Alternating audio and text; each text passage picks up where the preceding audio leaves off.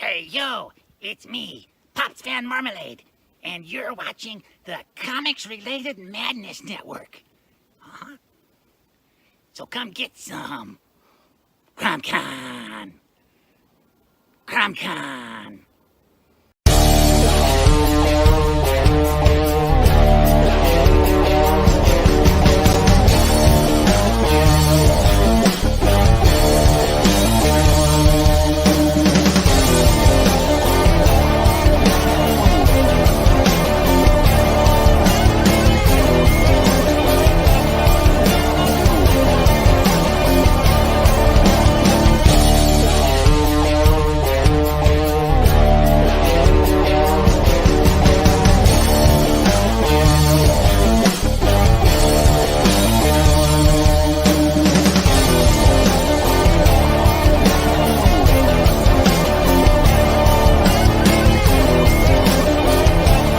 Madness Entertainment Group presents the Madness Comic Network with original programming and additional comic-related content.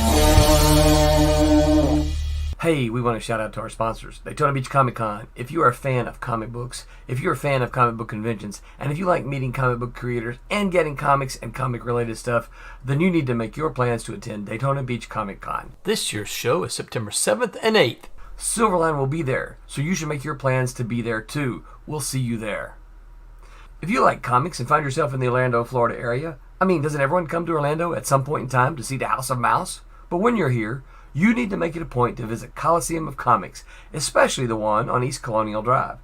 They carry Silverline Comics, even a limited edition Coliseum of Comics version of our comics. So, when you go, be sure to ask for Silverline Comics and tell them we sent you. OCD stands for Orlando Collector Deviants. OCD, Steve and Trish, they're a family of geeks who promote geek things, particularly those around the Orlando, Florida area. They're big supporters of Silverline, and we think you should be supporters of theirs too. Go give them some love. If you are an independent comic book maker and you need to get your independent comics made, you need to look no further than Kablam Digital Printing. They print our books, and they do a bang-up job. They're not only trusted by Silverline, but many, many independent comic book makers. Head on over to kablam.com and see for yourself just how easy it is to have your comic printed by them. And tell them Silverline sent you.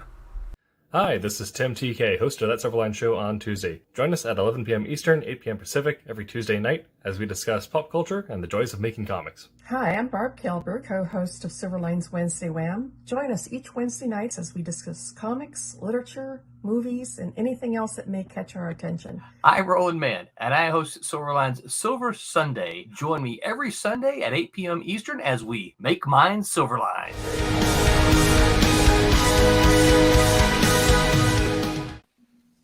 And creating beyond calculation, beyond politics, and beyond the big two, welcome Silverliners to the wonderful world of Wednesday Wham. I'm your host, Dean Zachary, and I'm joined tonight by the core crew, starting with Barbara Kailberg, the Empress of the Inks, Rob Davis, the paragon of pencils, the superior skeptic himself, Aaron Humphreys, and one of the wizards of wordplay, Rory Boyle. How's everybody doing tonight? You ready to talk? Ready to chat? Ready to have fun? Oh, yeah.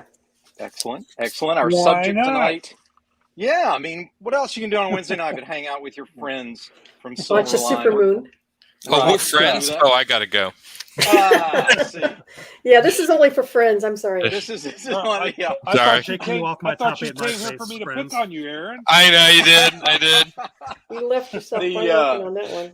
I know. The subject tonight is a hole-in-one, which it's very simply we're going to talk about standalone comics and stories versus sprawling miniseries and graphic novels, and not so much in terms of one's good, one's bad, but just the pros and cons of the approaches themselves, and if we feel like it, bring up specific examples, although that's not particularly necessary. But just to set the table, I'll define what these items are for the publisher.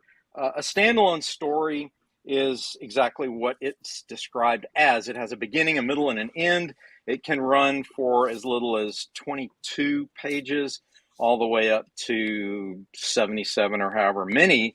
But it has a beginning, a middle, and an end. It doesn't end on a cliffhanger, and it's not part of some larger story arc.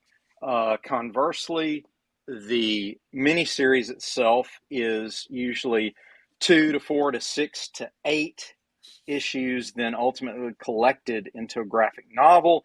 Obviously, each issue may have a closer as part of the arc, maybe a mini story, but overall it advances a larger narrative and then it's collected. So that being said, we're going to start with you, Barb, because again, and then we'll go to Rob, veterans of the industry here.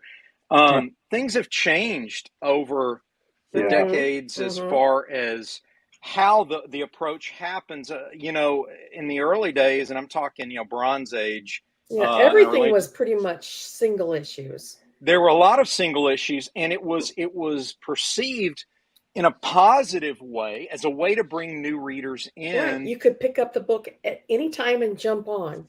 Superman and Batman way back when were pretty much all self-contained issues, and you could pick up on the newsstand and get right into it without feeling like you had missed anything.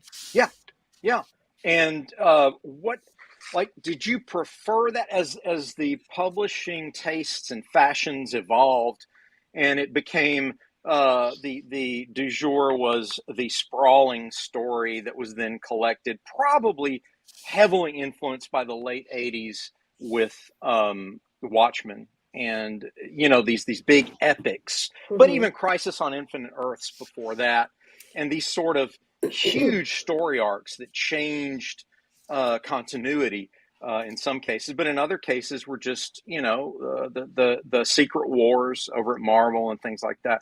Well, how did you evolve with that? Were you thinking to yourself, I like this, or I don't like this, or this is kind of cool? What about you, Barb? When I was a teenager and working at a Rexall drugstore with the spinner racks, it was my job to take the books off the rack. And back then, they were mostly self-contained issues, and I would tear the cover off and give the cover to my boss, and then they would all go in my trunk, and I would read them at home. And a lot of that stuff was, I didn't have a way to collect those. I got what I got. Whatever was left over at the end of the month, that's what I ended up with.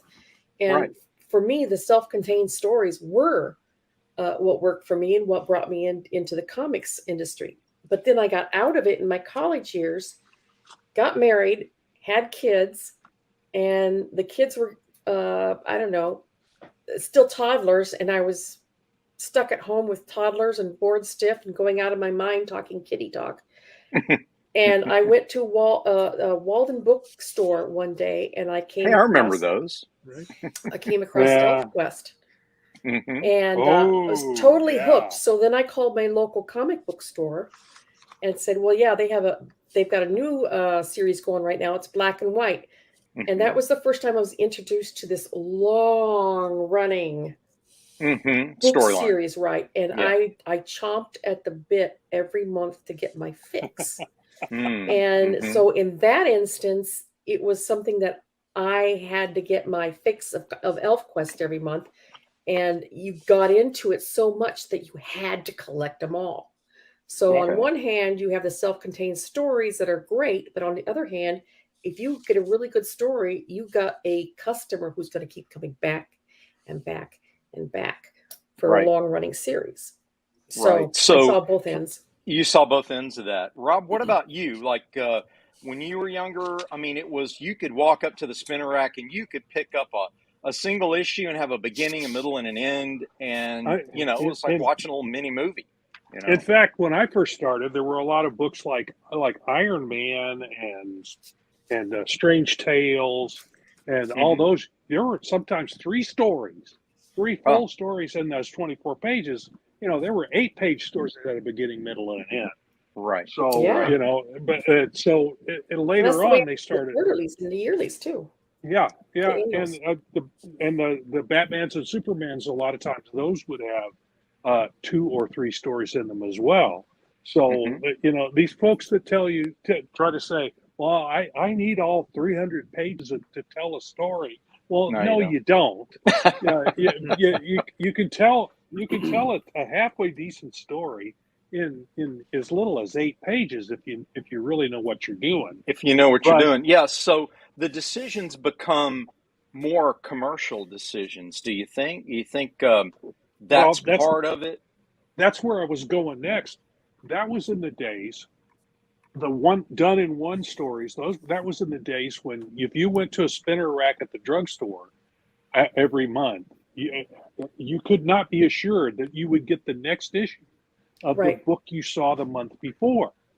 So done in one was necessary in those days because somebody else otherwise you would and you'd lose track of where the story was, and you wouldn't be able to go find another comic. But once comic book shops came into the picture, and you could go and find the book you wanted every single month, then that changed the whole tenor of it. You could tell, you could extend the story, you could put more characterization in, you could tell longer stories that way. So it was a commercial thing in the fact that the place where you got your comic books changed and your ability to go and get the next issue of what you just saw or what you just read the previous month was much easier, especially Marvel's back in the early to mid 60s. If you bought one on the stand, it might not even be there the next one. It might not come in at all. The next issue, or whatever you're looking at. Places were constrained by how much they could afford. They may only be able to afford 2 or 3 copies of this, and if you don't get there fast enough, they're gone on the spinner racks. And the guy and it was done by somebody who wasn't even part of the store. The books that were chosen to go on the spinner rack or on the racks, that was done by somebody at the distributor. Yep. And if they had a lot of something else, and not enough of this other thing, they were very particular about where they put things. And at the end of the month, you tore the cover off, like Barb was saying, and you sent the cover back to the company to get money back on the comics you didn't sell, or credit for your next purchase. So you would try to put your books where you knew they were going to sell. So if you had a limited number of a certain book, you didn't want it coming back. You wanted it to sell. So you would send it to particular stores. So it was a commercial. It was a commercial issue. It was a marketplace dynamic in those days. Absolutely. There it was. You were checking out at the convenience store or at the drugstore, and there was that spinner rack pretty close to the cash register. And sometimes you'd walk a little over to the magazine stand, and you there'd pick be a one up. magazine spinner or there'd be a paperback spinner, a magazine spinner, and a comic spinner. There'd be like 3 of them in the drugstore. Now, in the grocery store I went to, they had an aisle, a half an aisle that was magazines and comic books, which was pretty cool. So they had one run of it was all the different comic books. Yeah, and so I'd go buy my Marvels, and then I'd sit down and read the Gold Keys and the DCs. Oh yeah, just to kind of see what was going on in the other. See what was going on. Yeah. While my mom shopped in the grocery store. Well, this is just an interesting fact you brought up. Marvel, and I'll just make this commentary. The Amazing Spider-Man, Spider-Man from Amazing Fantasy 15, the launch in 62. That origin story is self-contained. Yeah. And again, probably because they didn't know if it was going to fly or not. This is testing the waters. But you got Spider-Man's origin, you got a quick little adventure, and then the main theme and lesson of the Spider-Man mythos, which was the great power. It was like 22 to 24. Was it the whole book for that story, or did it have a backup? It was the whole. Okay, I think it was. I would have to go back and look. I'd have to go back and look at it. I wish I did have the original printing of that one. I have it on I have it on DVD. I have. Marvel put out a collection of like 40 years of Spider-Man, and they scanned in all the issues. So I have that. I could go back and take a look. Check and see what it is. But it's amazing how quickly they established not just the character, his powers, his origin, his supporting cast, but also the theme and the foundational mythos of Spider-Man. With great power comes great responsibility. And there it is in one issue. Yeah, so all these people... it's not verbose. It's not sprawling. You don't have to do... I mean, again, this isn't disparaging the Alan Moore, Grant Morrison, overwrought. I'm a genius, so I'm going to write, 5,000 words an issue. But it's just to say, I like Shakespeare's take on it. Brevity is the soul of wit, and the shorter and more efficient way you can say something is often the best way. And we learned this ourselves when we did the Christmas issue, because we had to do a whole story in 6 pages. Yeah. Yes, we did. And we did it. Rob penciled mine. We did it. And we did it. Yeah. Yeah. I illustrated hers, and I illustrated the Twilight Grim one as well. That was an experience. That was a learning experience for me, because I didn't have any help on that. R.A. Jones helps me with the regular Divinity series. That one I did on my own, and that was... Oh, wow. I did not know that. Yeah. Wow, you did a great job then. You did a great job, Bart. Well, I had done an ElfQuest story way back in the day, an 8-pager on my own. So you knew the drill. You knew the beats you had to hit. But that was me, myself, and I. That's good. That was good for us to do that, because it's good practice. Yes, and I'll share a little story, a conversation I had with Roland about the pros and cons of the 4 to 6 issue collected floppies becoming a trade versus doing one shots. They're not. A lot of us get in habits where we think, well, it has to be this, it has to be that, and I'll show you guys some examples of very famous one shots that you'll be stunned at how short they are and how long they are in some cases. But anyway, we'll go on to Aaron. Aaron, I know you weren't a big collector of superhero stuff, but as far as liking or not liking, did it draw you in? Even the anime material. Did it draw you in that it was self-contained, or did it draw you in that it was going to be a long, sprawling issue to issue? I don't know. I collected X-Men for many years, and that was Claremont's run, and so that was my ongoing series. Ninja Turtles a little bit. Appleseed only went up to half of volume 5 until he let go. I'm trying to think of other series. I didn't collect a lot. The X-Men is probably the longest running series I did collect the New Warriors when they were out. I'm trying to think of those are my 2 superheroes, New Warriors and X-Men. I didn't really collect many. I would buy a lot of random stuff, but I was looking more for the artwork and what I liked in there than I was the story. I do know that I think short stories, and I think this happens in books and in movies as well, shifts the focus. So I think if you do a long form story, it's more focused on character development, because I think you need the space to develop the character. You need to have them kind of go through some trials to develop certain aspects of the character. Short stories work incredibly well for plot driven stories, a hook, a gimmick. This is why I think so many short stories in sci-fi and horror work so much better than long form sci-fi horror stories. Yeah, I would agree. And so, but again, romance doesn't necessarily always work. You kind of need a long. This is why soap operas work better for romance, because you need that sort of. It's just a different type of story. It's funny because I know Rob said you don't need 300 pages. Well, actually, for my Goblins, I did, because it turned out to be a character driven. That's a different type of story. It is different. It was different. I'm saying generally.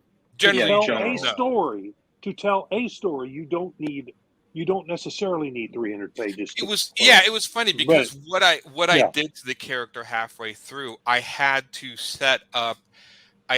get the reader used to the character, or grow the character, or get some sort of attachment to the character before I pulled the rug out from under you. Yeah. Or it wouldn't be impactful enough. It was, that's why it was so impactful when Darth Vader came out as his father, because you'd watched like, you know, 2 movies worth of it.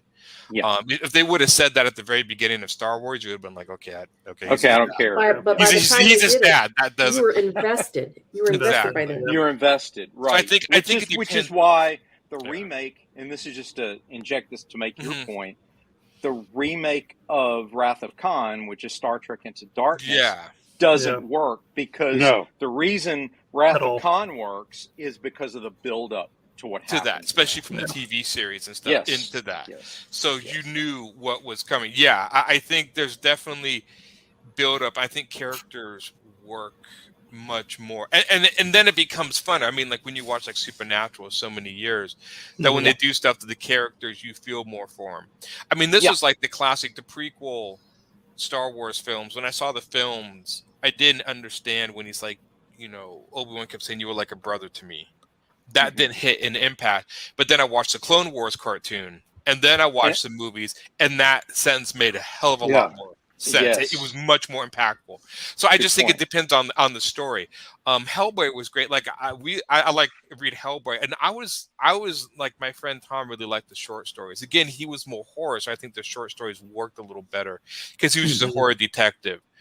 The longer form story was good, but we almost preferred it. Same thing. Watch X-Files. I mean, the short episode, the Monster of the Week episodes, almost fun. Monster of the Week. Monster of the Week. And again, it's just horror and sci-fi. I preferred those. When they started wallowing in all the UFO stuff, I went, and I think I like that about Supernatural too. The whole angels and demons story arc, which lasted for seasons, got tiresome after a while. I preferred the Monster of the Week.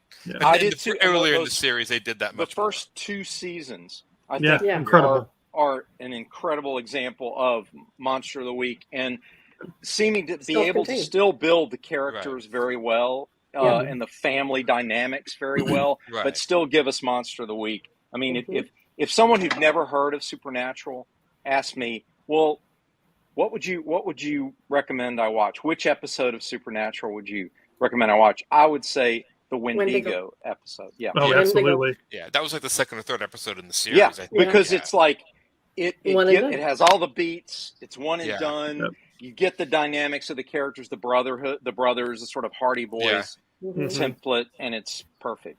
Right. I agree.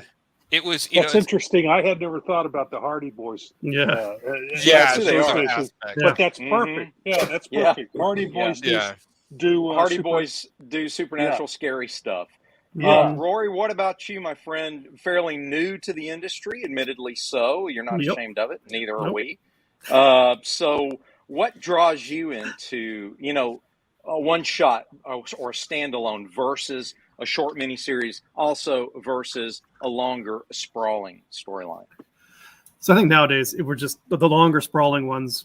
They go on for so long with any franchise. It's like they're milking it for all it's worth, and it kind of puts a bad taste in my mouth. Yeah. I like a mini series because you can develop more things. Yes. But I like the one and done. I think if lightning strikes and leaves you wanting more and you can't have it, you hold on to it more dearly. Right. Yeah. Yeah.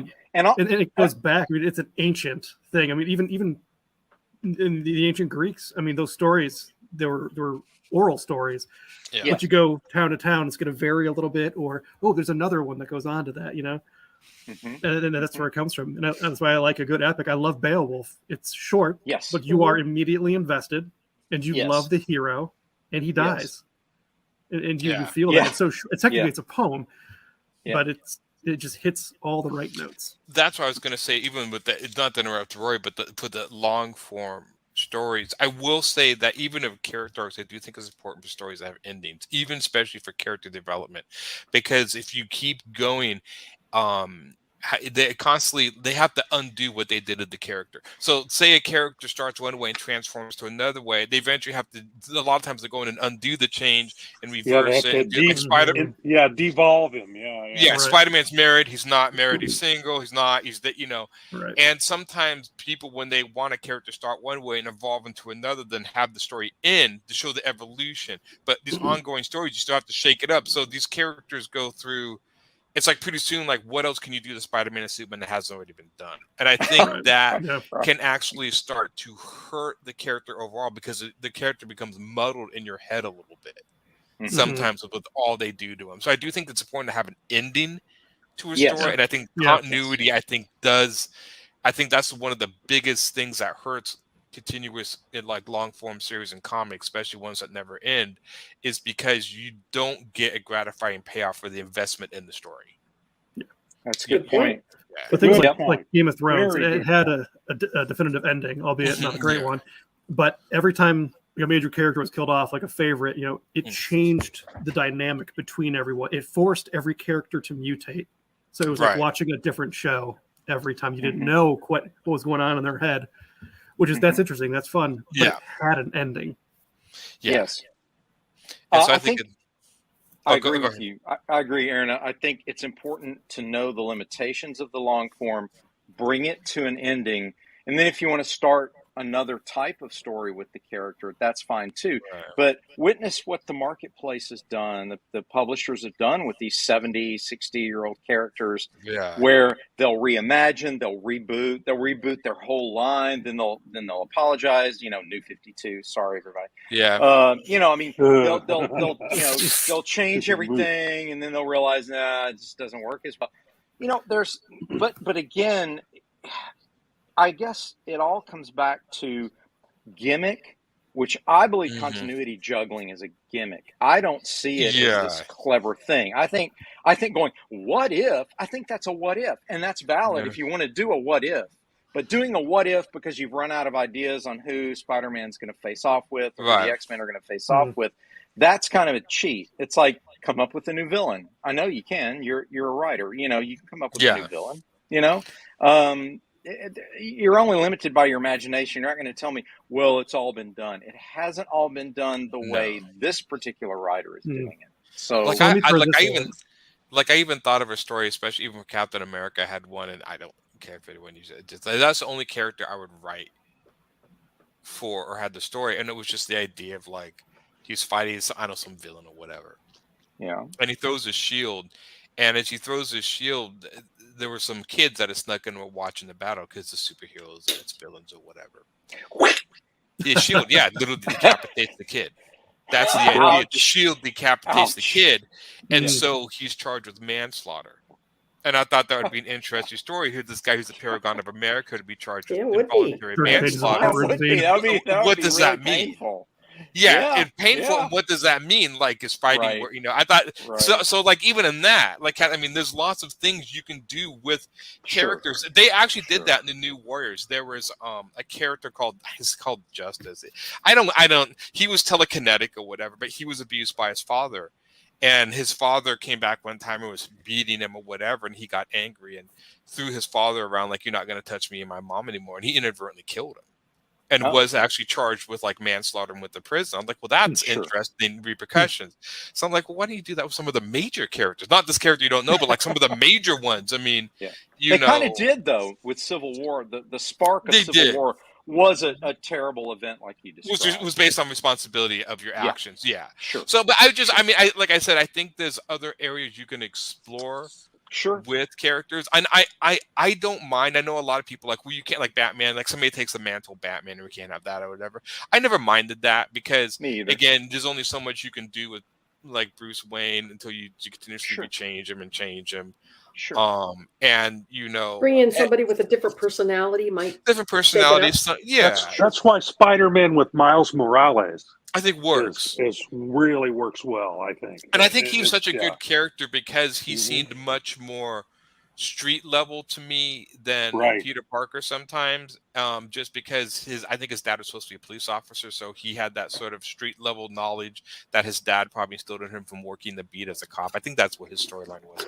And then Peter Parker was a scientist, which was cool, but it was kind of cool to get a different perspective. Like, somebody who's fighting street crime, should know his neighborhood and know it. I'm like, oh, that's cool. And so I really I get that. Because Spider-Man seems to be much more of an urban city hero. Yeah, it is definitely. Yeah. Rory, you were. He's better when he's done that way. Yeah. Yeah. So I have this idea, and you guys please tell me how bad this is, because I like a good short story. You might as well just stop where you're ahead, Rory. Okay. I'm just kidding. Aaron will be happy to tell you how bad it is. Yes. Go ahead. Just throw up the red flag. I want to do the same story, maybe like a damsel in distress story, and it's a short story. It's a one-off. Yeah. Okay. But I want to do it like a whole bunch of different ways. So like a high fantasy or an Arthurian damsel in distress story, and then do the same story, same characters, same names, but put them in Wild West or Victorian England. Oh yeah. Interesting. Or like a New York noir. It's like exact same thing. Not different genre, just different time period, different surroundings, different. That sounds a lot like DC's Elseworlds. Oh, really? They did something. Yeah, they DC's did something Elseworlds like did that. something similar. They took not the exact same beat for beat story, that's the difference. but they took the classic, I guess, flagship characters, Batman and so on, and they would put them in a different time and place. And it was interesting, depending on who wrote it. There's one called Gotham by Gaslight, which is yes. Brian and I've got to buy that. Yeah. That was like one of the first, if not the first, that did that. And they were successful based on obviously how good the writing was, but no one really bristled enough to make it impactful to the news media or anything, or to the fandom at that. If it was done well, but what you're talking about is also an approach. What it is a classroom exercise, really, because a friend of mine is a brilliant musician, and he can play 7 or 8 instruments, and he's a jazz musician, plays the trombone. Oh yeah. And this guy can play any instrument. Just give him a few hours. Anyway, his concept album was he wanted to do the same song in every style: rock and roll, rockabilly, jazz, punk, reggae, rock, folk, and just do the whole thing, right? And I was like, that is brilliant, dude. So it reminds me of what you're setting up. I think it wouldn't have to be necessarily like frame by frame. Right. Like the dialogue would fit, and the characters would subtly change to fit that role. But I think it would be just different enough, from version to version. Yes. But you should pick up Gotham by Gaslight. I'm putting that on my list right now. That sounds great. It's a great introduction into that. Elseworlds. It's basically Batman hunts Jack the Ripper. Well, remember when they took Captain America and Tony Stark and put him in the cowboy era? Yeah. That was was the same thing. That one was interesting. That was an interesting idea. I think the most variation in environment and in era that I've seen has been done with Batman. It doesn't work as well with some of the other characters, although it could. I think it. What is it? 1812 was done by. Was that Neil Gaiman did that? I think that was Neil Gaiman. I think that was the Avengers. Yes. Like the War of 1812. That'd be interesting. Isn't that interesting? Yeah. There's one going on right now called Dark Knights of Steel. And they don't call it an Elseworlds, but it's basically what if Superman had landed in the Middle Ages, and so they did that when they did the Red Sun where he landed in Russia. In Russia. So it's that kind of alternate world approach. They're brilliant if they're done well. Otherwise, it becomes a gimmick if it's overdone. Yeah, but it is a refreshing change, and it's just weird enough to attract new readers. Mm-hmm. Because I think it was they actually did one that was my favorite, which was one of these. Why didn't I do it before? But the Wonder Woman meets Conan. No, totally makes sense, and that was done by Aaron Lopresti. Yeah, I think it was Lopresti did the art for that one. Yeah, and, it was great. But I mean, it was because she's a big, Amazon warrior, so I'm like that totally fits. Yeah. What about her versus Red Sonja? Right? Yeah. What would that be? I always thought Red Sonja was created by Robert E. Howard, but apparently Red Sonja was created by Marvel. Yep, I believe so. Roy Thomas. Yeah. Roy Thomas. Yeah, I always thought it was. Yeah. I think Robert E. Howard did create other characters, but he did not recreate that. I remember Cole the Conqueror is another one of his. I think it was K-U-L-L. Yep. Yeah. So as far as one standalones, if you were creating something now, let's say I know all of us are working on a project at varying stages of development. And so I'll start with Barb.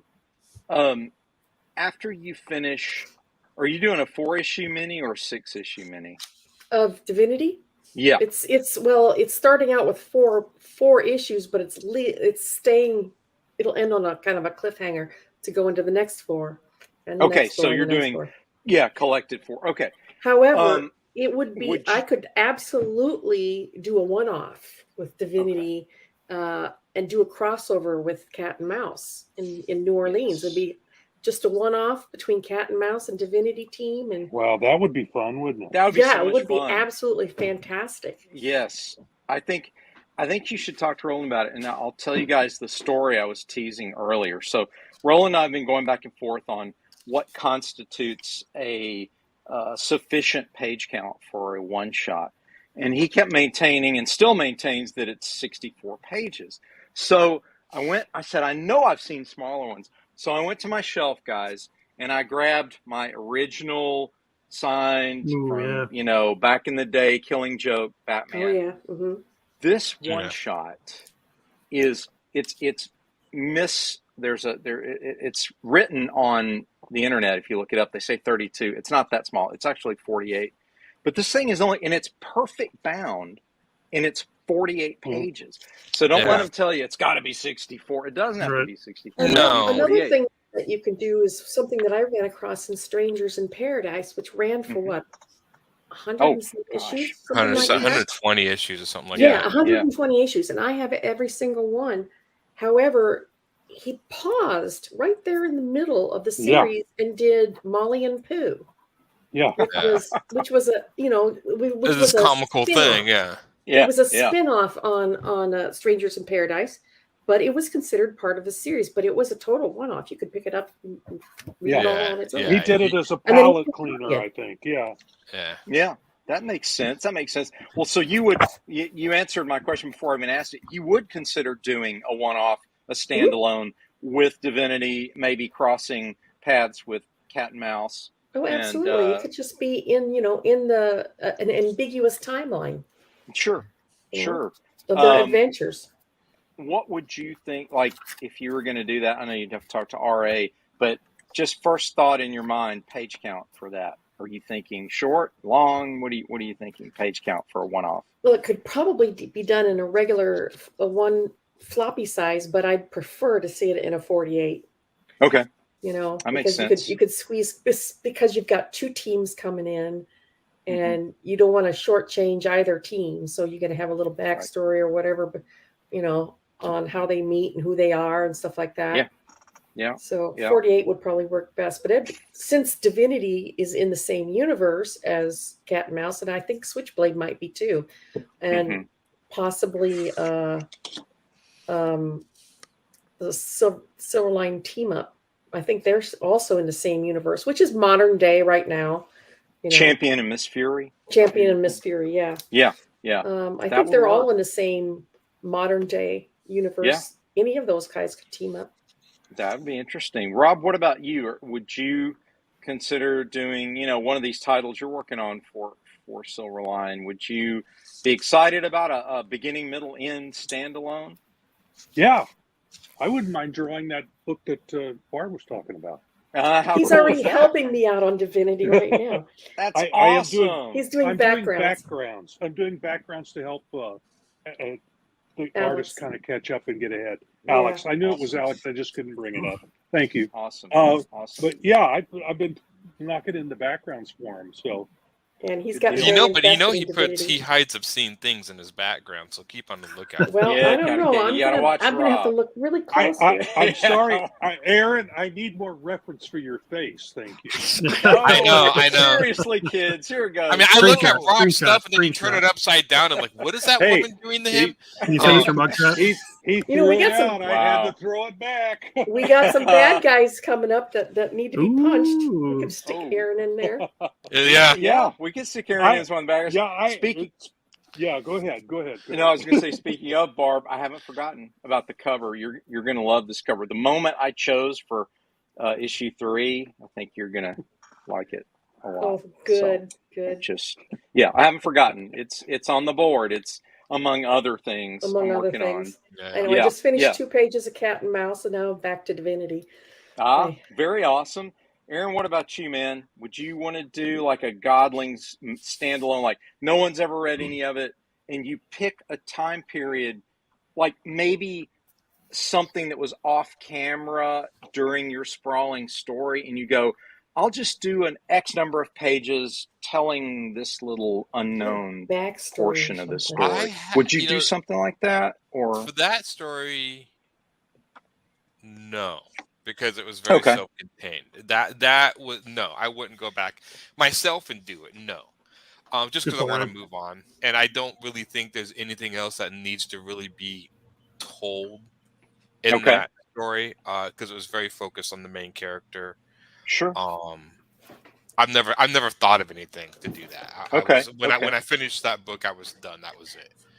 But a new story, like if you were going to do a new story, would you ever consider approaching it in terms of, okay, I'm just going to do this as a limited standalone, and it's in your I'm doing that right now.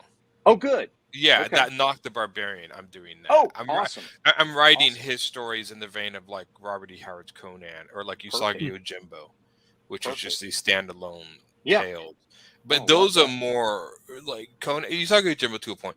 Conan and stuff, but much more about exploring the world than the character. The character is a vehicle for you to explore this fantasy. Explore his world. Yeah, absolutely. Ryan says, great topic, Silverline crew. Depends on the story. If it has a limited number of characters, it could be a one-shot. More characters need a mini-series. That's interesting. Ryan brings that up. Ryan also says, what's up, Barbara? Hi, Ryan. So let's explore that a little bit deeper. Yeah. Does the character count in your story affect the length of your story? Does that even play a role in any of you guys? Let's start with Aaron. Aaron, what about you, man? If you're thinking about this, does it affect it at all? No. Okay. It didn't with me. Now, I write very sort of plot-driven stories. When I wrote Godlings, I did some backstory with them, but then the backstories on these one characters was to show how they came together. But it was it super needed? No. Yeah. You can have short stories and have multiple characters, and not go into the background, that they're just there. Especially if you write the characters as sort of a one note or very heavy slanted. Like this guy's grumpy, this guy's happy, this guy. Yeah, like an archetypical. Sneezy. Right, those archetypes. Then you don't need to go into the backstory because you get the idea. They're archetypes. Sure. So, no, I don't necessarily think so, because I've read many stories of teams of characters going in, short stories, and they're trying to solve something. And, look how many movies that start like teams of characters. In other words, I've been like the movie Heat with Robert De Niro. I've recently seen that again as well. Yeah, right, and that's one movie. But the only real, they go in the it's funny because they go into Val Kilmer's backstory and they go into De Niro's, but the other character, like two of the other characters in it, like they don't touch. So Pacino, so they pick and choose whose character they develop, and the other ones are just they're dudes there. The other gentleman, the one who gets shot in the head when he's holding the girl, like they never went into his backstory. You don't know anything about him. You know about Val Kilmer because of him and his wife and his daughter, and De Niro because of that idea of adding this guy who's a complete loner, and then you have him attached to something, and how does that work? You know how to fix that a lot, Aaron, and you've done this too, I'm sure. You can develop a character with a couple of lines of dialogue. If you load the dialogue with character history and background, you can immediately get it. Like, one character asks another character, come on, you were married once, right, Bob? And Bob says, I don't like to talk about that. Immediately, you've got character development just in that response, right? Well, so you've all of a sudden got a background. Right. That one panel in my own comic when Boomer, the God of Lightning, is sitting with Doom and they're eating the fruit. And he's like, I can't figure out how to eat this fruit. And Boomer's like, well, just take your helmet off. And he looks at him. He's like, I know taking off your helmet's blasphemy. You just immediately like, okay, this character is just like a warrior all the time. Yes. You got it. Yes. He's warrior 24/7. He doesn't. So I mean, one sentence and one thing, you could just distill that character. Loaded dialogue. Yeah. You can do that very, very easily. Ryan says Heat is such a good film and good character. Yes, it is. It's one of the best. It's one of the best. Rory, what about you, my friend? When you're approaching something new you're working on right now, and does the character count make a difference in how you approach the storytelling, or not at all? You're focusing on the story itself. Yeah, character count for me does matter. Okay. Like with Steve Patriots, what we're doing, we don't want to overwhelm with a lot, because we easily could, because of all the historical characters that were involved. We have to be really picky and choosy. Like we cut out so much. We cut out more than we put in, and it pains us to do so, but got to move it along. Yeah. But if I was doing like a one shot, I could write a one shot with, I don't know, over a dozen characters, 18 characters, and I know exactly how I would do it. Strange enough, Roy, I got a question for you on that. Just when you're talking about the character historicals, do you sometimes think you had to pick and choose your characters in your story because you're using real world characters that actually people know the history of? Yeah. I think that because I was thinking if you did a completely fictional story with the characters you didn't know the backstory or care, then you can make them. But the fact you're using like Benjamin Franklin, other characters that have actual, then you have to pick and choose. So I can see that. Yes. Yeah. This is what I hate about huge crossovers is I'm not interested in the characters in the other books, and it's a total turnoff for me. I'd rather read a one-off than a crossover event that crosses over a dozen different books.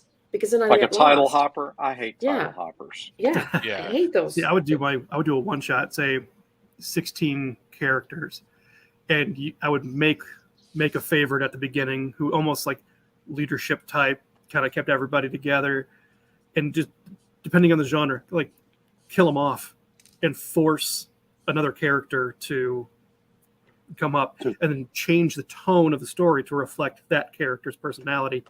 Sure. Kill them off or remove them somehow, force it to go to another one. That's a great so it would be just uncomfortable enough, like, oh, that hurts. I don't like that. But then, get the person again, hook them again with something else. And so maybe they'll end up liking something they didn't know they liked.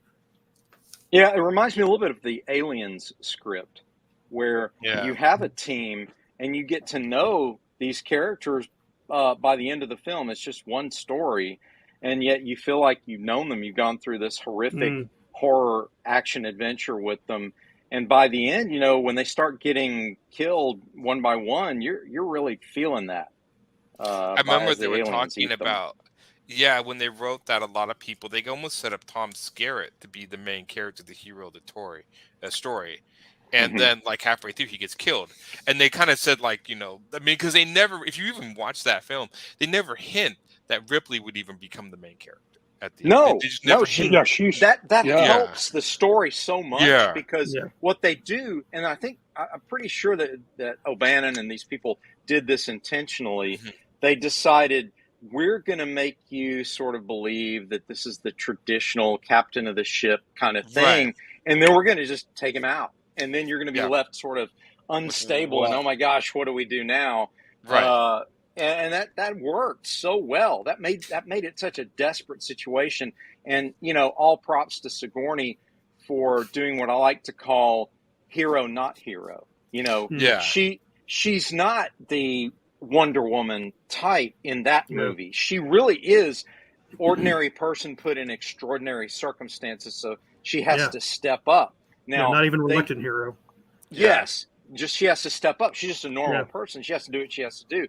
And those types of heroes really come off that you're riding along with them. Even the more archetypal, some would say cliched heroes like even Indiana Jones, if you carefully watch Raiders, he really is portrayed as a professor that's mostly out of his depth and barely survives these hair-raising situations. And he became a superhero later. Same thing with Ripley. She became a superhero later on, but in that inception, it really was one of these, oh my gosh, is she going to make it? And she's barely surviving. They easy did to do with the bandwidth environment. Exactly. Die Hard's a perfect example of what you just said. Yes, yes. And the fact that they painted him as just this ordinary cop, this average Joe. I mean, and the fact that they took things away, they made him barefoot. He has no weapons. He's stuck. Yes. I mean, it was just like, how is this guy going to get out? I love stories where they stack everything against the character, because then it starts to think, man, what if I was in this situation? What would I do? And Die Hard was just a class. I mean, like I've said many a times, when he was jumping off the roof of that movie, and most of the time it was the big action where they blew the building. And like most characters say some quippy or whatever, he's like, he gets up there and he ties things like, please God, don't let me die, which immediately made him normal. Because any normal person would say that. Yes. And so it was very well done. That's good. Yeah, it's good. So in essence, we come back to the everyman. The everyman, the character development idea that makes a hero sympathetic. And again, these stories we're talking about are one-offs that were so good they became franchises, but it was that one-off idea. They had no idea this was going to be a franchise in either of these. Alien, Die Hard, there was no. Die Hard was your typical action. I remember, I watched Making of McTiernan, who did the movie. He was brought in, I think, kind of late in the game, and he was kind of like, okay, I'll do it, whatever. He was not even super invested in it. There was a lot of other people that helped edit. I mean, there was a lot of people around it, but I think he saw it was more of just like, well, it was an action movie, whatever. But it was, I mean, that, and again, I've had many discussions with my friends of how that movie completely changed the action genre. You've gone from the hero types like Schwarzenegger to these and Rambo, to this sort of everyday guy who just happens to use his wits. And they don't do that sometimes, not much anymore. Those are my favorite stories. In fact, the weaker the main character is against the bad guys, the better it is for me personally, because he usually has his wits to try to outdo the other characters. And I always think that's really well done. If you want to be honest about it, this is what they did with Iron Man. They pinned their entire MCU on this one-off to see how it would do, and it did so well. It pretty much launched the MCU. And he was almost, even though he was rich, he definitely was much more of an everyman that used his wits and intelligence to get out of his situation. Well, he had so many flaws, Yeah. And I wish they'd pushed his flaws a little more like they did in the comics. But I did think they did Iron Man well. I thought the first Iron Man movie was well done. If it would have flopped, we wouldn't be where we are right now. Right. Yeah. With the MCU. Yeah, the brilliance of that balance. I always say that Favreau's brilliant balance of Iron Man 1 is why we have the franchise we have now with the Marvel movies, because he perfectly blended action, adventure, comedy, and drama into one film. And he nailed it. He nailed the superhero template. And that's why we got what we've got. Now, that brings me, and we're gonna get to a non-spoiler review of the latest Thor, because Barb said she saw it. She contacted me off camera, said, hey, I want to talk about this. But before we get there, I want to make sort of the point there that, again, I think that's why they're losing their way a little bit, the Marvel Disney people, because they're forgetting that brilliant balance, again, of Iron Man 1 is what brought everybody into the theater. That's what brung you to the dance. So that's who you leave with, Well, that's also a big mistake that they made with Doctor Strange and the multiverse, is that they're picking up Wanda's story after WandaVision. Well, half the audience didn't have Disney Plus or didn't bother to watch TV. So when they're coming into this cold, they're totally lost. And Disney is doing this. They're throwing stuff up on Disney Plus and then following it up with movies. They're trying to get vice versa. That's all obviously just corporate way to get people right. But it's getting confusing. Too many people are confused and they're dropping the ball. Well, what's happening with the Disney movie, same thing that happens with all the comics continuity. How many 20, 30 movies in, people like, well, you have to watch all this to understand that. And a lot of people are like, I don't want to watch that. Exactly. That's what's happening. No. Yeah. You shouldn't make your story dependent. That's the brilliance of Favreau. Again, no one really knew, other than comic fans, really Iron Man. And even admittedly, most of us had a casual knowledge of Iron Man, not a super intense knowledge of the content. Scott did because that was his favorite character, right? But other than the huge, he's got an Iron Man skateboard. Yeah, Iron Man fans, there were there, but I would say that he's considered a third tier Marvel character. Yes, that he movie. Always was. He was third tier. He wasn't even second tier. I mean, it was kind of like, you had the X-Men, Spider-Man, Captain America, Fantastic Four, and Thor, Fantastic Four, and then okay, Iron Man, whatever. It literally was like Iron Man, whatever, before that movie, and then it became what it is now.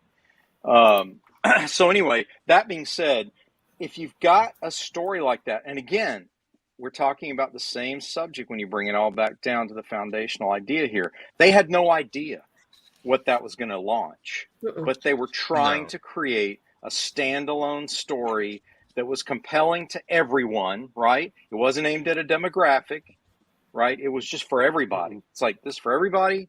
We're going to try to do the best story we can. Hope it'll work.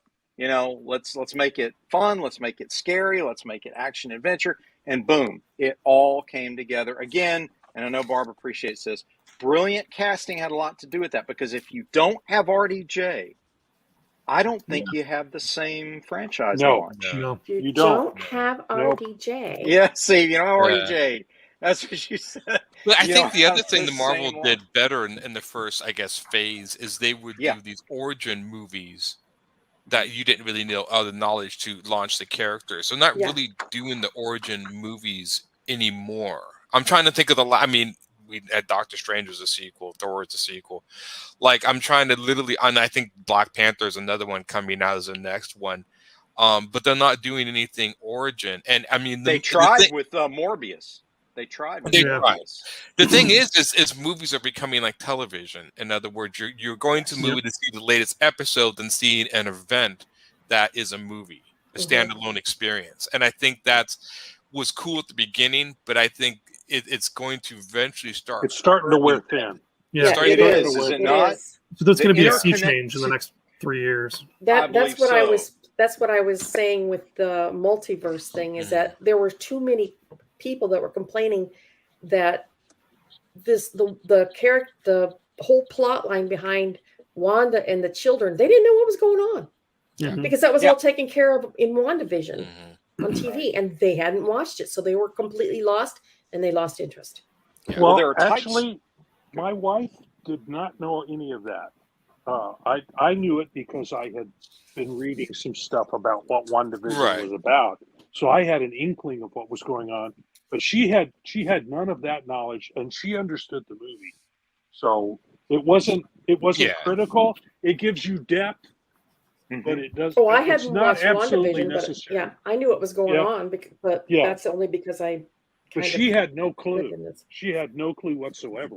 All she's seen with her was the previous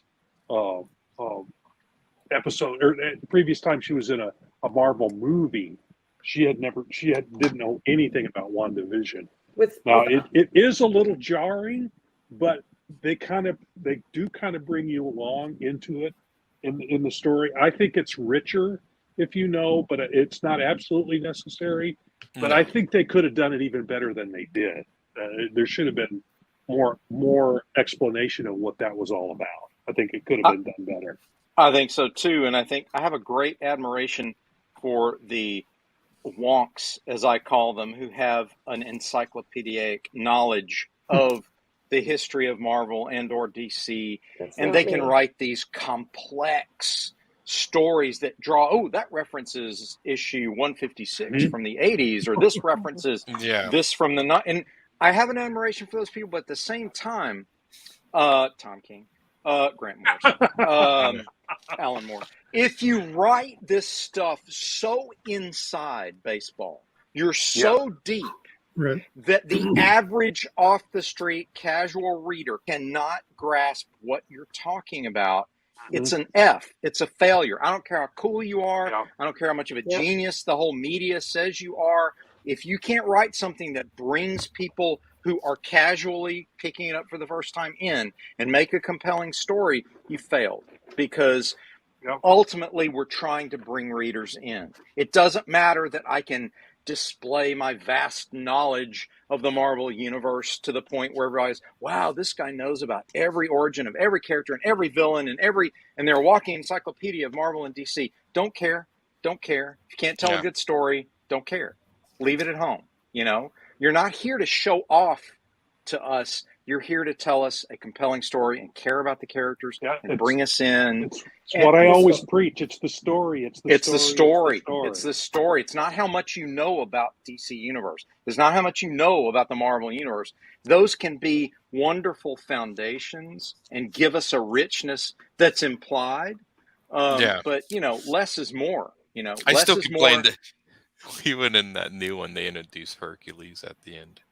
And my friends were like, who's Hercules? I'm like, another stupid character no one cares about, just like no one really cared about the Black Knight and all these other characters are bringing in. People like, he's like, what, is that guy cool? And I'm like, no. They're doing a Wonder Man movie. I'm like, nobody cared about Wonder Man. And I'm just like, I mean, they're just mining the universe. They're getting, they're so far past like the C characters. They're going into the D characters, and the characters are like the D and E. Yeah, it's like nobody cared about these characters to begin with. Right. I mean, they brought in like, what was it? Miss Marvel. One of the Fox characters on like one of the, I don't know, one of these movies that was in space. It was the Guardians of the Galaxy. They brought in like the guy. He's like this romantic, charismatic guy. He's like Fox something, and like this other guy Puck or whatever. And then like, I don't know. I mean, they brought these characters. Like, who are they? I'm like, I don't know. I've seen them in a panel too of the X-Men once or twice, but I don't care. And like, should I care? And I'm like, not really. And it's like, I get the feeling that they're doing this because the licenses on them are nice and cheap.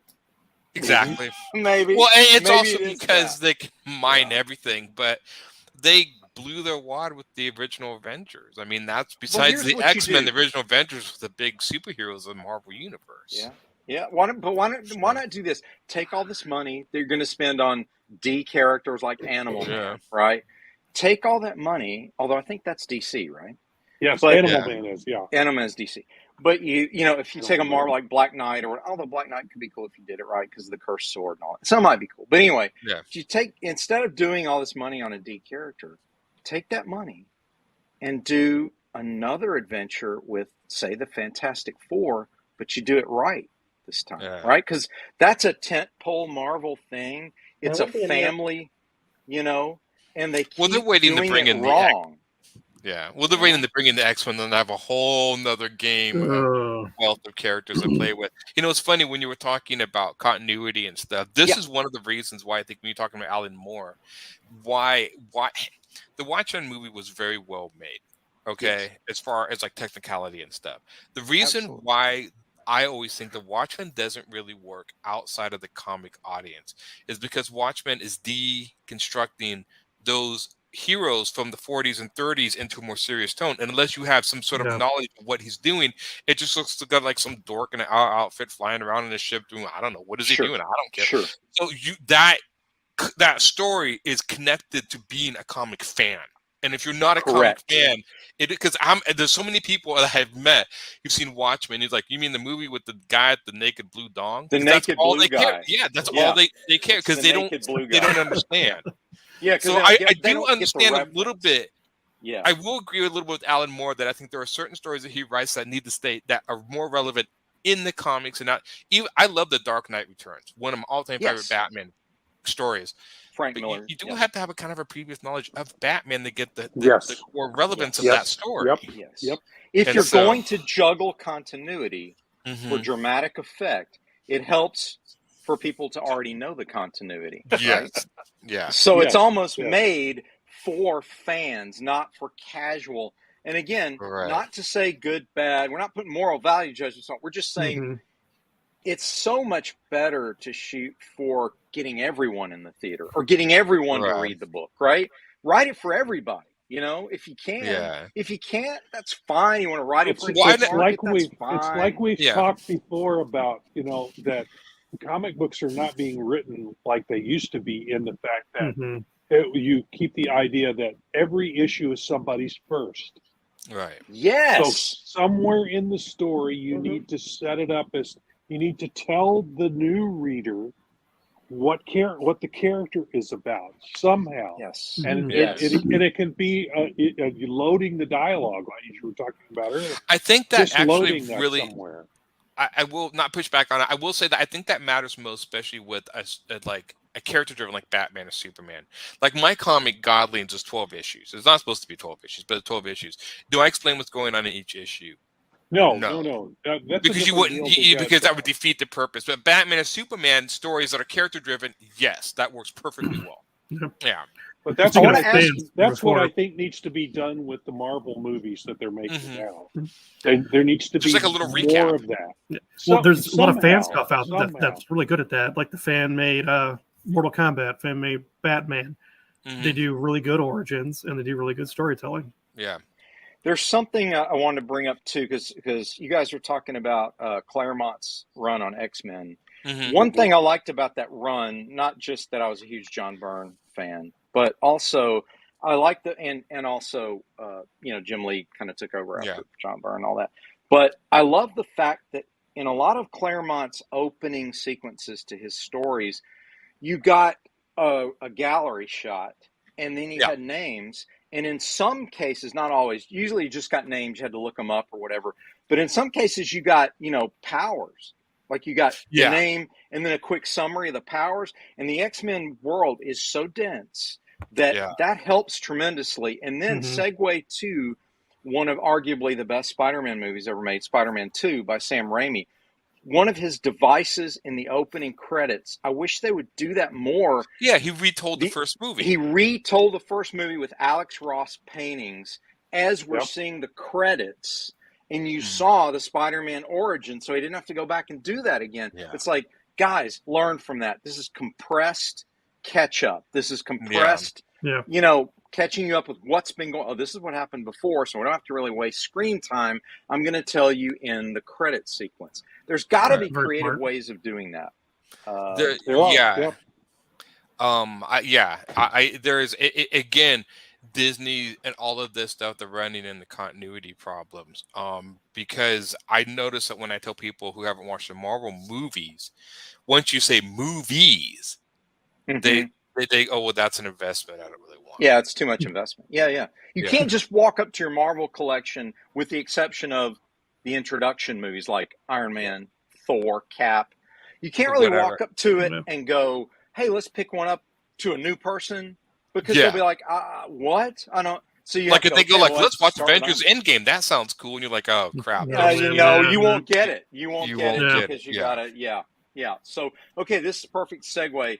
Here we go, Barb. You saw Thor: Love and Thunder yesterday. You want to do a spoiler-free? I'm ready. I've braced myself, and I'm ready. Right. Go. Well, we go to movies every Tuesday because we're senior citizens. You can get in for $5 a piece. I can sum it up in 2 words, and that would be Taika Waititi. He's a brilliant director of comedy.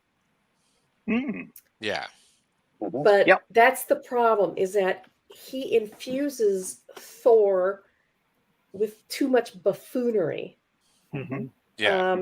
It's way too top heavy on the comic punchlines and not enough action, drama, and adventure.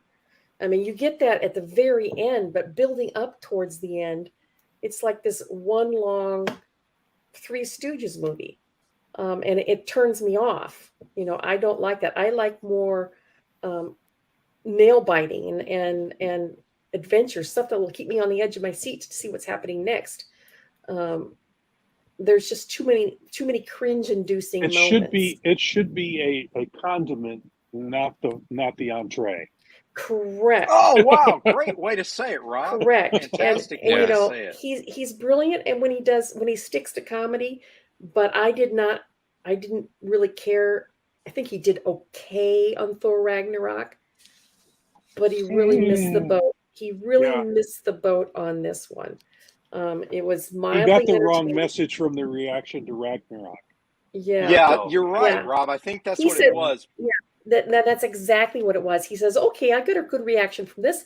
Let's go farther. If that got a good reaction, wait till you see my next one." Now you wait. It's like a little bit of chocolate on your ice cream is great. A whole can of chocolate on your ice cream is not so great. Yeah, I don't mind salt on my food, but when you put the whole bottle on it, it doesn't taste. It turns bitter. The very ending was interesting, and I think it leads to other things. There are 2 post-credit scenes. You want to stick around for both, because both of them tell you something. Although the first one is kind of stupid, but so it sounds like you're saying walk into the movie 2/3 of the way through, and you'll be happy. Something like that. But there is some uncredited cameos. There's especially in there's one part of the movie where they're in New Asgard, and they've got some actors portraying what happened in Thor Ragnarok. And Odin is played by Sam Neill. Wow. Loki is Matt Damon. Thor is Liam Hemsworth. And Hela was played by Melissa McCarthy. Oh my gosh! And those are uncredited cameos. And I swear to God, and I am not the only one that said that sees this. I swear to God, in the crowd scene, when they're getting ready to take off in their boat, I swear to God, I saw Mark Hamill in the crowd. Okay. Well, I love great humor and great satire. Monty Python's Holy Grail movie is one of my absolute favorites. So I'm a huge fan of it, right? But I don't, like Rob has said and like you have said, a little bit goes a long way in an action-adventure superhero movie. I don't want my action-adventure superheroes satirized and mocked when I go to see that. I don't want that. I don't want Thor to be a buffoon. No, I don't want him to be the butt of jokes. I want to go see a Thor movie. I want to see a God of Thunder. Yeah, and it's like Thor has always been pretty full of sparkles. I'll take a God of sparkles. Making fun of that is okay. Yeah, but again, the way you described it, with a little salt here makes it savory. Too much salt makes it right. I had a completely different weird, and I'm the only person that had a problem with this, so I will take this as a grain of salt. Why am I not surprised? Not at all. Not at all. I really had a problem when he powered the kids to fight. There's something about that when you have young toddlers and stuff killing anything, that their solution is violence. That was a little odd. That was a little odd, and especially at the very end of the movie when, spoilers alert, he gets the daughter and he's going to take her out to go fight. And I'm like, look, I've read many stories about child soldiers. That's not pretty picture at all. It's not. And you can sit there and say, oh yeah, it's fantasy. No, it to me personally, that kind of crosses the line. It doesn't. I thought he was taking her to school, and then it's going out to fight. And I remember he said, like, well, we got to pick this side to fight the bullies. And I'm like, okay, so you are basically telling the audience and kids that the best way to defeat a bully is with violence. That is completely the most ridiculous notion I have ever heard. You do not combat violence and bullying with violence. You're fighting fire with fire. This has always been my biggest problem with superheroes to a degree, and even Disney, is they prop up when they have these kids like, look at these superheroes, and they're like an icon. They want to aspire to be a superhero. I'm like, you want to aspire to be somebody who solves all the problems by punching people, kicking people, hitting people? Yeah, it's the last resort. I don't understand why people don't try to get kids to inspire to be people who use their mind or intelligence to solve problems, or philosophical discourse, or anything that promote peace. They're getting kids. Right, they're getting kids to look at people who solve problems by beating up the bad guy, by basically being no better than the person you're fighting. Well, in general, I get what you're saying. In general, if you're raised with good compass, right, a good moral compass, you understand the difference between fantasy and reality. So the escapism factor of watching these adventures completely, you walk through a doorway when I was a kid. I had no belief at all that this was the real way to do things. I knew from the compass that I was raised under that, hey, this is a movie. This is TV. You don't, in real life, you don't do this. That's not what you do in real life. Yeah, you don't stand in the middle of Dodge and shoot guns at each other. You know, no, we don't do that. Each other over the you heads. hide behind barrels. I mean, yeah. I mean, I'm not going to. I mean, the only thing I can say is like, if that was completely true to some degree, and I'm not arguing that media violence promotes other violence, but for a lot, it can. And this is something, I mean, you're still upholding, especially when it comes to the male, the idea the best way to solve a problem is to punch the guy in the face. Right. You see this now. You could and very rightly argue that it could be, you know, childhood upbringing, other past history of this person that has prompted that. But you're certainly not like taking away the idea that violence solves something when it doesn't. I mean, you can't sit there and say that stuff doesn't have some effect on like, well, yeah, I can punch something. It's I mean, the one thing that, again, and I will say this, you have a lot of kids who play with guns and then, you know, and not even kids, adults who play with guns and then see the real effects when they kill somebody and are shocked by it. Well, that's not like the movies. Of course not, Chief. Of course it's not. Exactly. Well, again, compass. Upbringing has so much to do. I mean, this is going in the political, but I do, you know, I do think superheroes could do different types of heroes that can solve things with different types of methods than just punching people. Which is why the Sherlock Holmes take on Batman. Exactly. I always loved that. He was a detective, right? He was a detective. I love that idea to go along with the fisticuffs. I always love the fact that you have philosophy, intelligence, detective, and fights when necessary because, you know, it's cool. You know, I'm not saying not fighting at all. I think my thing is just this sort of idea that superheroes kill as much as they do and have no repercussions. I mean, even in that, Thor killed Zeus. He stabbed him right through the heart. And it's like no big deal. And I remember reading Claremont, reading the X-Men. One of his main focus is all of that, and to a lot of it, I remember reading that, was that heroes don't kill. And that if they do kill, they come down to the realm of the bad guy. We need to be above them. I mean, I remember the story with one of the characters. She was a daughter of Jean Grey and Cyclops in the future. I think her name was Rachel. Yes. She was going to kill this vampire who was basically sucking souls from him. Yeah, I remember and she was going to kill him. And Wolverine came to stop her. And she's like, what are you going to do, kill me? And he actually stabbed her to stop her. Because he said, once you cross that line, you're going to go down the same path they did.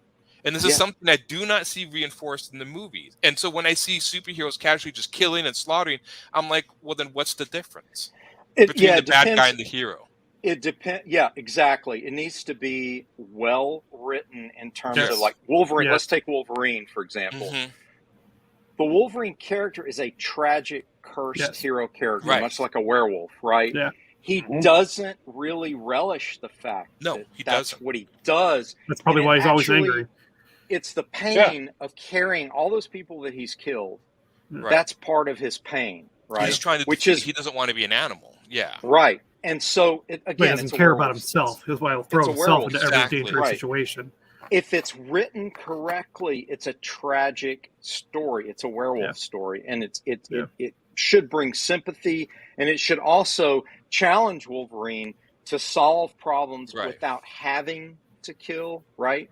So again, and if we get deeper into philosophy just for a moment, the hero's journey always ends as a holy person, right? Because you start, you're reluctant, you go through the threshold guardians, you make the journey as the Joseph Campbell template sets up, and then you become a holy man, right? And you isolate yourself from the world, right? Revere all life regardless, And so ideally, if we step back and take, let's say, an omnipotent view of the hero's journey, we see that a lot of these Marvel and DC characters we grew up with, they're on that path. They just haven't made it there yet. Interesting that Batman started with a gun, and now he's a no-kill character, right? Same thing. Superman's always been a no-kill, as far as I know, pretty much a no-kill character. Most of the time. He came pretty close early on, if I recall. Then became more, do everything you can to avoid Wonder Woman's different because I know she's a warrior. So it's she will actually kill if raised to do that. Yes, right. But again, and I think she was raised to protect.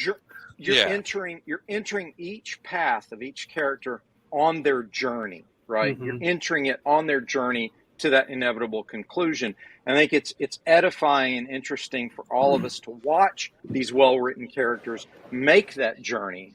And it's good to show what your point brings to mind, Aaron, is it's good to show the wages of their actions and the weight of what they've done. Like, make them feel it. Don't make it casual. Make them feel it. If they do something horrific, make them feel that. I mean, there was a scene in the first Iron Man movie that still kind of shocked me, and it was just one-off scene, and it shocked me because of how callous it was. But again, nobody would have picked it up.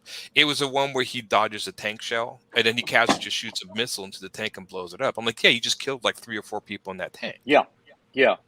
And people are like, yeah, but it looks cool. I'm like, yeah, but you just killed people who were doing their job. And if you're so advanced, why didn't you just, shoot the treads or block the tank or disassemble it? I mean, this is the idea. They're supposed to be more powerful than the average man, so they could defeat them by the kind of violent but non-killing means. I mean, this is what blew me away in Black Panther when he stabbed the guy in the heart at the end. I'm like, yeah. Okay, well then, so what makes you the hero then? Yeah, you just stabbed this guy in the heart. Yeah. And everyone was like, well, yeah, he had it coming. I'm like, okay, so he was just murder because that's the easy way out. That's what made them heroes. So they didn't murder because it was the hard way. They picked the hard way, the right way. I was always raised like, you will not start a fight, but if you're involved, you will. That's the way I was raised too. You better not start a fight, but you better damn well finish it. Yeah. Yep. And we were also taught that's just war theory. Yes, you end it because you have to. You were taught that, but again, incapacitate was always the first choice, right? Isolate, incapacitate. You do not take life it's got to be the most dire, ultimate. It can't be casual. Cannot be which is why I never liked the Punisher. It's all circumstantial. Yeah. I never liked the Punisher for this reason, in that the Punisher is a villain to me, and and I think he's always so is Deadpool. Yeah. I mean, Deadpool's done as a satire, but again, these are people are killing indiscriminately, and you can say it's fantasy all you want, but it's presenting lethal force in a playful, casual way. It's a very, that's my very problem. Tricky thing to do. Yeah, it's very tricky, and you better know what you're doing. You better have a really responsible moral compass when you do. I mean, that's why I actually like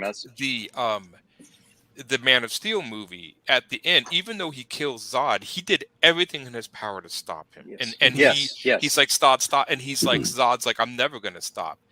Mm-hmm. What was his other choice? And even when he killed Zod, the pain and anguish, because he literally just severed all connection to his past. The last Kryptonian, everything. He severed all of it with one, just to save humans. So you could feel the weight of that decision in that movie, and that I feel is what's missing in a lot of Marvel movies, especially as they've gone on.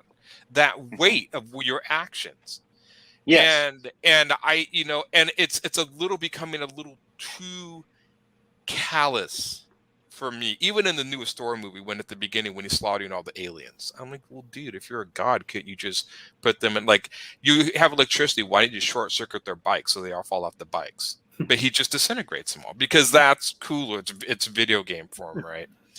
Video game, I'd like to put everybody through a judgmental use of force course. Yeah. Like I was in the Coast Guard, you have to go through like a basic course, an advanced course, and judgmental use of force course. Yes. And it's like it's a screen, and you're it's like the old video games where like it moves you through. You don't have to do anything. Like Alien or Area 51, whatever it's called. And you're on a ship. And you're moving throughout the ship, and you have to decide when to shoot, when not to shoot. Right. And then at the end of this like 15-minute cycle, you had to go back to the beginning and like, why did you do this then? Why did you shoot this then? Why did you not shoot this? So like if there's a bad guy out there and hands up and he reaches for a gun, right? That's your choice. You gotta do that. Choice. Yeah. Or if he's got a hostage or something and he throws the hostage out of the way, and drops his gun, you shouldn't shoot, right? Because it's an escalation. Yeah. So we're taught the non-lethal first. the takedown, right. the grip, the holds, and then ratchet up. So you have your con, you have everything else. I think this is like my friend Tom has said we talked many times. He's like, my biggest problem with watching movies and TV shows is everyone's a bad guy. Everyone's just an anarchist. Everyone's just a punk. There's no like. It would be confusing if it wasn't. Yeah, who are you supposed to root for? Yeah, they're all anti-heroes. They're all awful people. And I'm just like, so who am I supposed to be rooting for when it seems like everyone in here has sins they need to be punished or answer for? And it gets to the point where it gets kind of old after a while. I'm like, oh, okay, so it's just bad people harassing other bad people. Yeah. Have you ever seen High Noon with Gary Cooper?